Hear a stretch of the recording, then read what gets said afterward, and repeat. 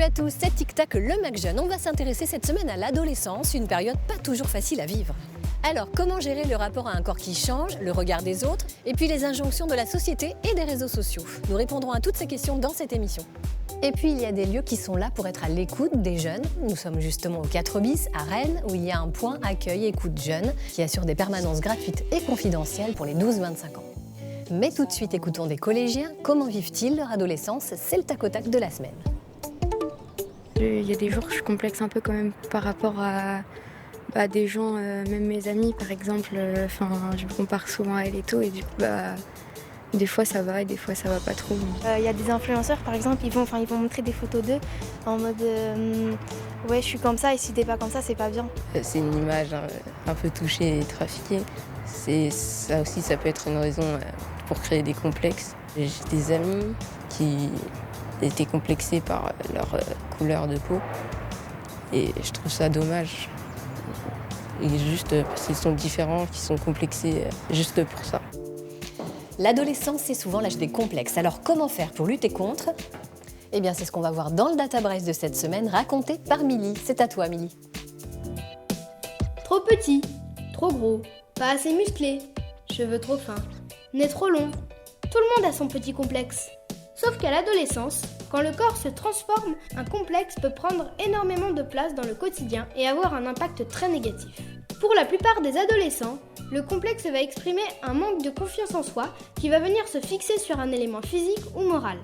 L'adolescent pensera alors qu'il est moins intelligent que les autres. Le complexe, c'est avant tout de nombreuses comparaisons, alors que partout sur les réseaux sociaux s'étale l'image de la perfection.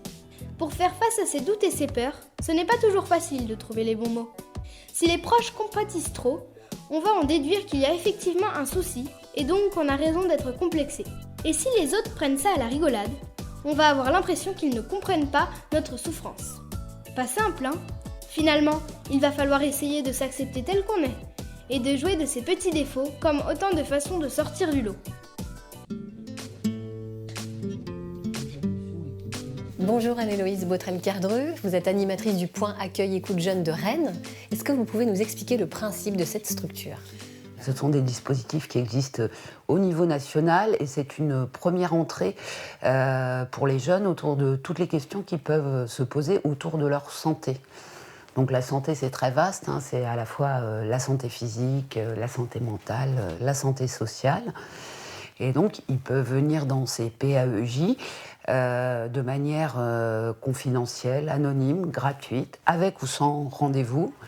On les reçoit à la fois en présentiel, mais aussi on est joignable par téléphone et par mail pour répondre à ces questions et aussi à celles de leur entourage, parce qu'on peut être aussi saisi par les parents. Alors, est-ce que la période du Covid a changé quelque chose par rapport à la santé mentale des jeunes? On continue à avoir des effets, on va dire, post-traumatiques. Mais ce qui est intéressant aussi, c'est que ça a désacralisé le rapport à la santé mentale et on vient plus volontiers en parler et c'est plus un tabou. Donc ça, c'est très positif. Est-ce qu'il y a un maillage important au niveau de la Bretagne? Oui, il y a une quinzaine de PAEJ dont le dernier a été créé là, au début du mois à Redon et effectivement avec des systèmes de fonctionnement qui ne sont pas forcément les mêmes que le nôtre puisque des fois il y a des territoires ruraux et donc des antennes décentralisées pour qu'il y ait un accès plus facile pour les jeunes qui ne sont pas forcément très mobiles ou... Donc aucun frein finalement pour venir non, se confier, a priori, parler. Ouais.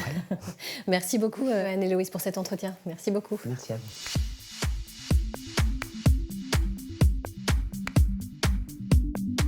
Faisons maintenant un zoom sur un sport assez confidentiel, l'haltérophilie, où l'on sculpte son corps, mais contrairement aux idées reçues, cela ne repose pas que sur la force.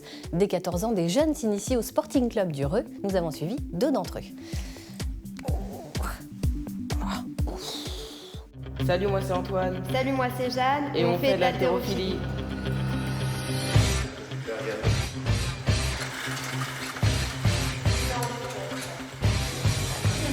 Donc là, on choisit les barres en fonction du poids qu'on soulève. Et alors, c'est combien de kilos celle-ci 15 kilos.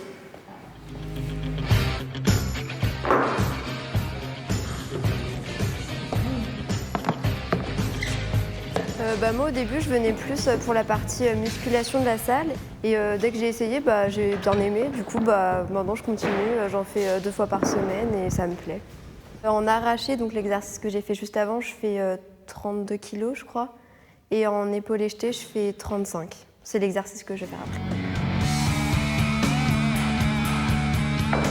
Je trouve que c'est un sport polyvalent, ça fait travailler l'aspect musculaire et le cardio. Donc en faisant un sport, on arrive à travailler plusieurs choses. C'est un sport de détente, de vitesse et de coordination et surtout de souplesse. Il faut que tu te serves au maximum de tes jambes et de ton dos avant d'attaquer des bras.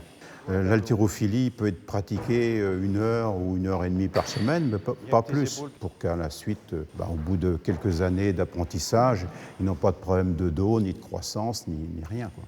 Moi, en arraché, j'ai fait 32,5 et en épaulé jeté, j'ai fait 40 kilos. Je fais ça pour être musclé. Et au lycée, ils en disent quoi les autres? Ils ont peur de toi ou pas? Non, ils n'ont pas encore peur de moi.